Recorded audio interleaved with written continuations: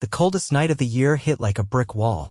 I remember because I was standing in my living room, wrapped in 2 hoodies, staring at my thermostat wondering why the hell the heat wasn't kicking on. It wasn't broken. No power. Dead. I'm Kellan Thatcher, retired firefighter turned HVAC repairman, so trust me, I know when something's been tampered with. And that night, something definitely had. I grabbed my flashlight, slipped on boots, and trudged to the side of my house through 6 inches of snow. That's when I saw it. The lock on the external gas meter box was snapped clean off. The main valve had been shut. Not by accident. Someone had shut off my gas line. It didn't take long for me to figure out who did it.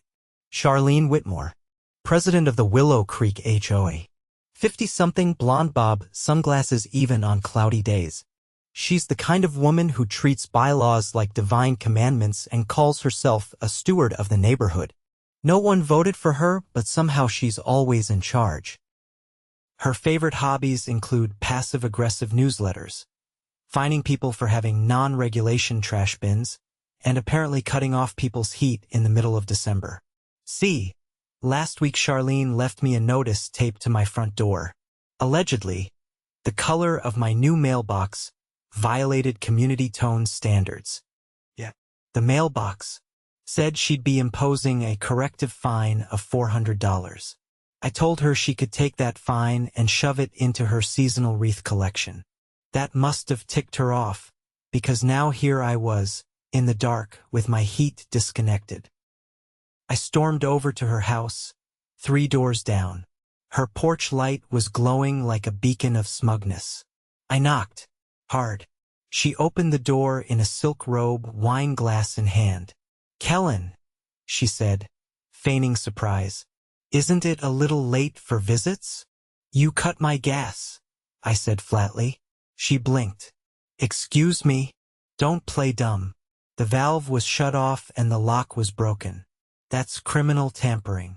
Her face twisted into that tight little smile she always wore when she thought she had the upper hand. "Oh, I simply had to protect the neighborhood.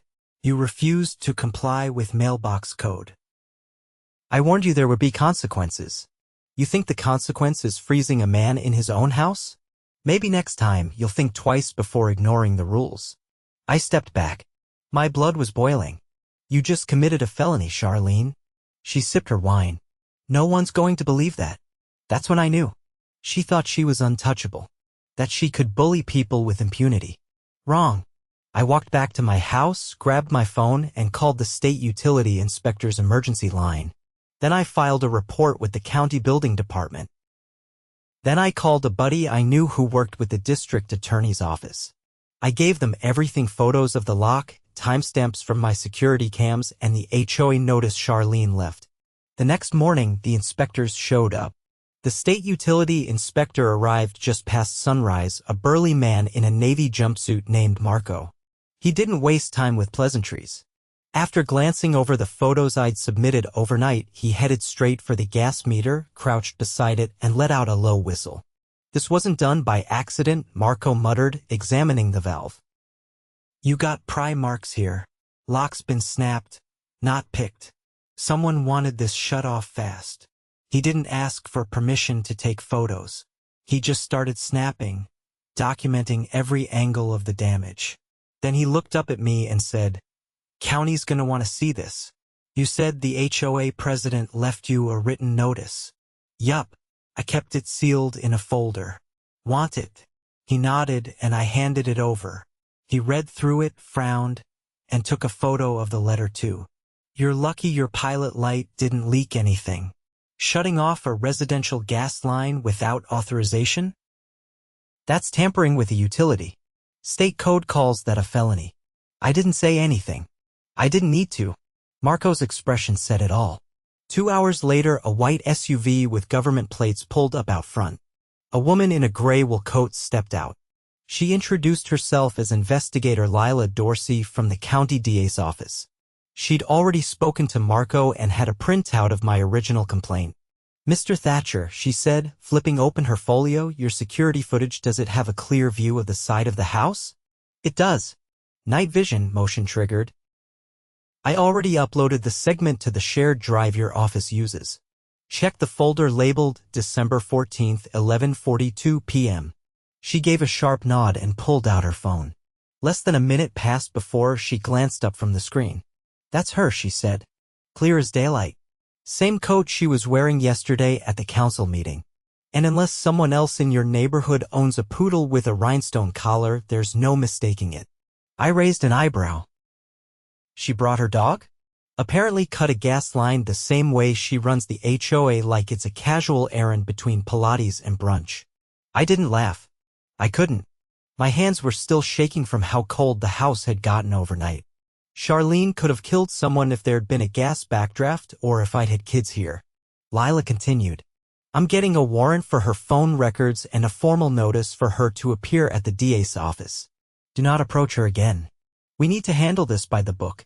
I nodded. Fine by me. I'd done my part. Now it was her turn to sweat.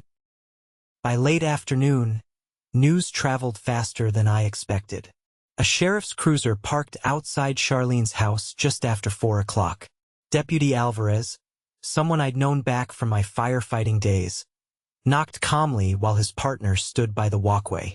Charlene opened the door wearing a crimson turtleneck and what looked like an annoyed expression, until Alvarez said her name and showed her the paperwork. Her expression changed instantly. I couldn't hear the words, but body language says plenty.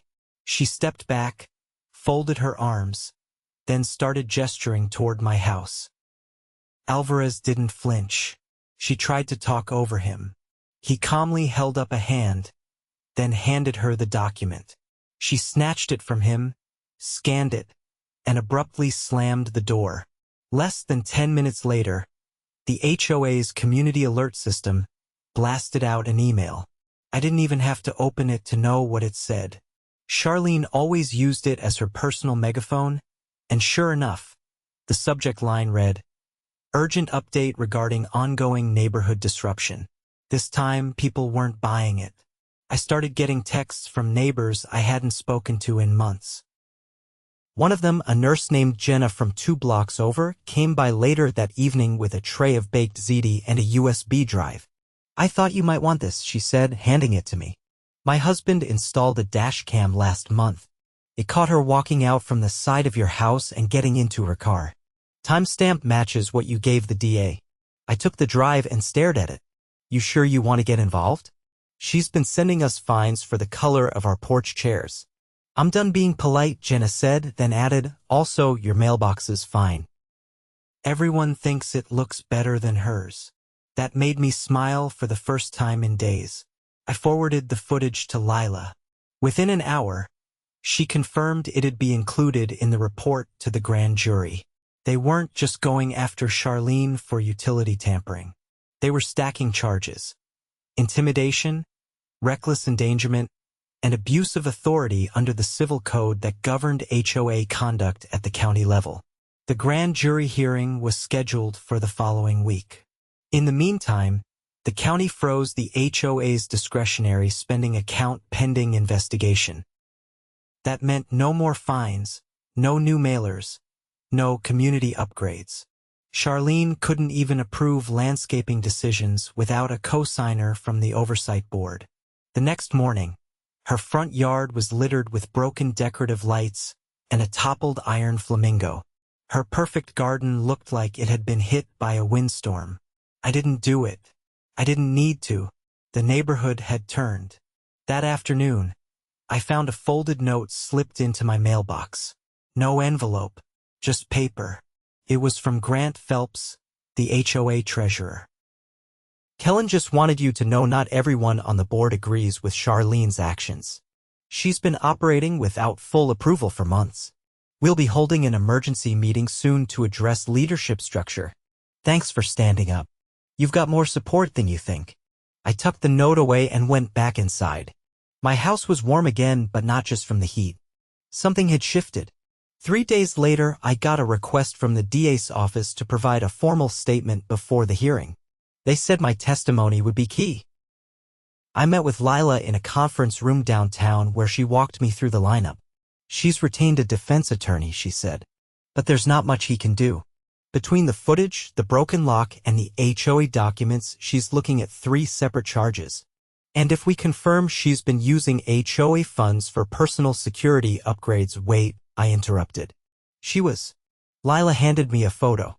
It showed a contractor's invoice billed to the HOA's shared account. A line item read, Private Surveillance Installation Front and Rear Entry, Charlene Whitmore Residence. Approved under a general budget Category 4, Community Security Improvements, Lila said.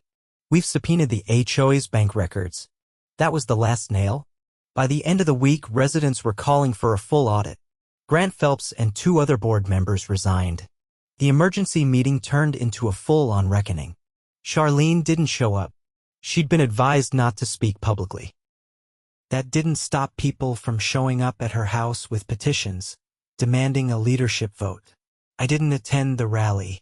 I didn't need to. I'd already done my part. I stayed home, fixed a rattling vent, and finally replaced the floodlight over my garage. Charlene's reign was ending, and for the first time in years, Willow Creek felt like it actually belonged to the people who lived there, not to the woman who thought she ruled it. The morning of the county hearing arrived, draped in freezing rain and a tension that had spread far beyond our street.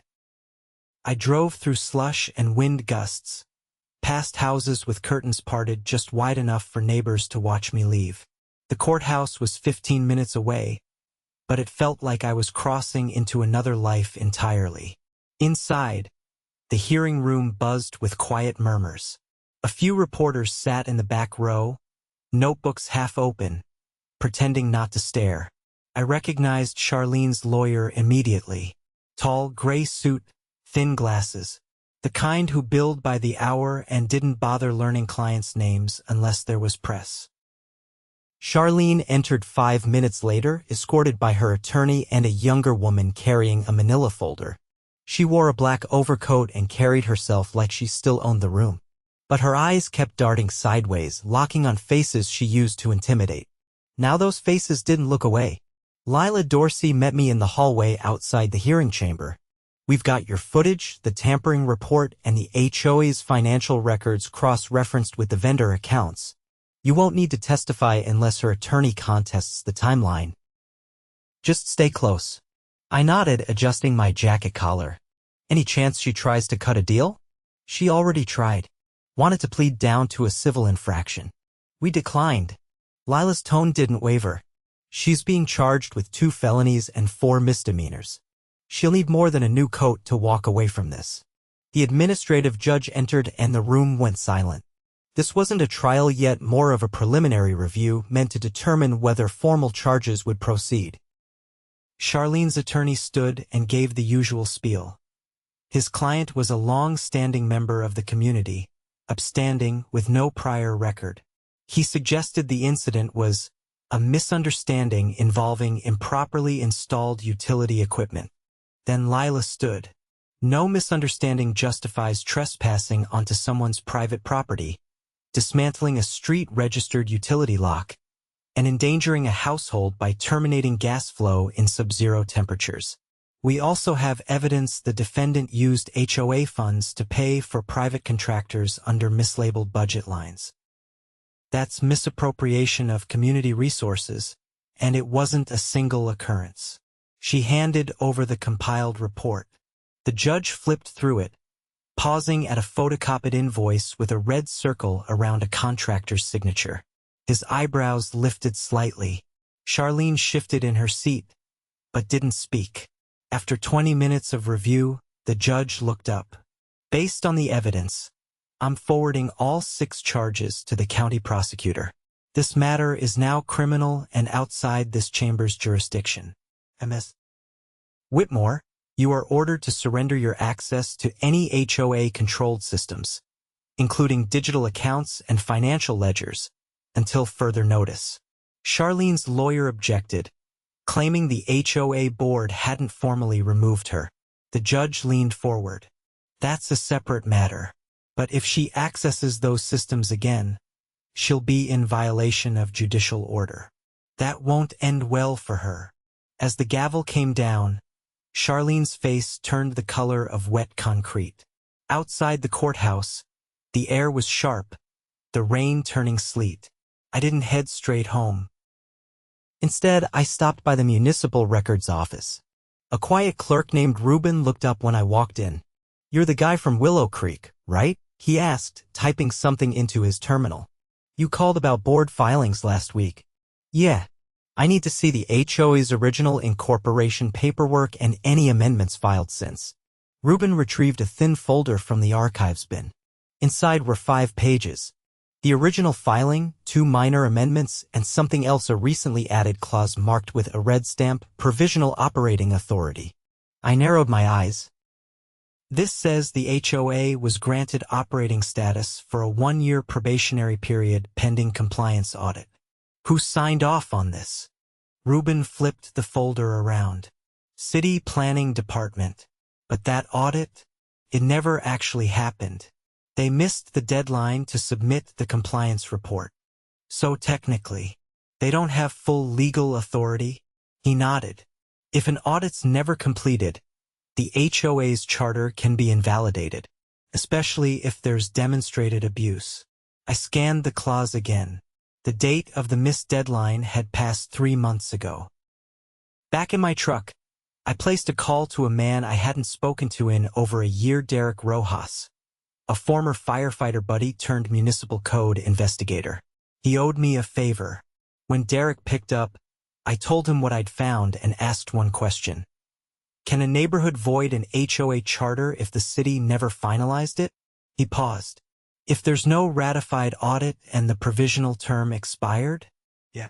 But you'd need signatures from at least 60% of the homeowners and a formal petition to the zoning board.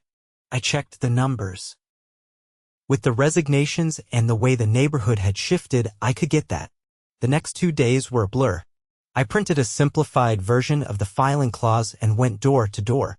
No long speeches. Just facts and a clipboard. Some residents were skeptical. Others were furious they hadn't known. But after I showed them how Charlene had pushed through fines and policies without a fully ratified charter, most signed immediately. By the end of the week, I had 73% of the neighborhood on record. I submitted the petition to the zoning board on Friday morning.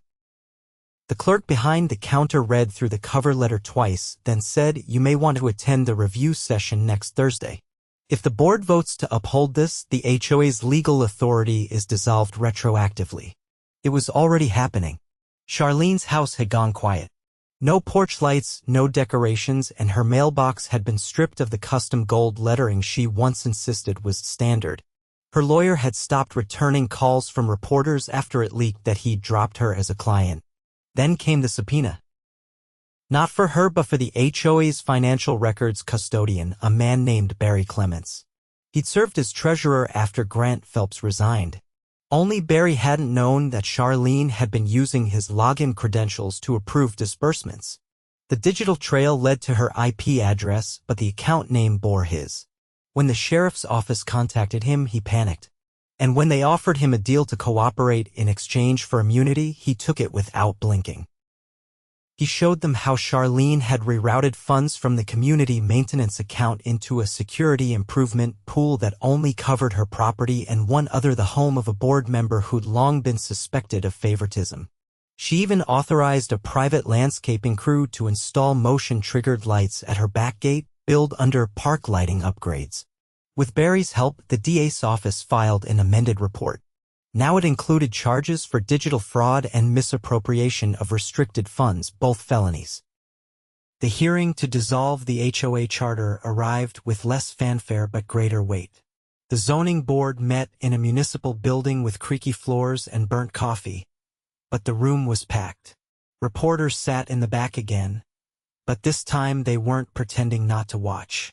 I presented the filing clause, the expired audit deadline, and the petition with over 70% of homeowner signatures.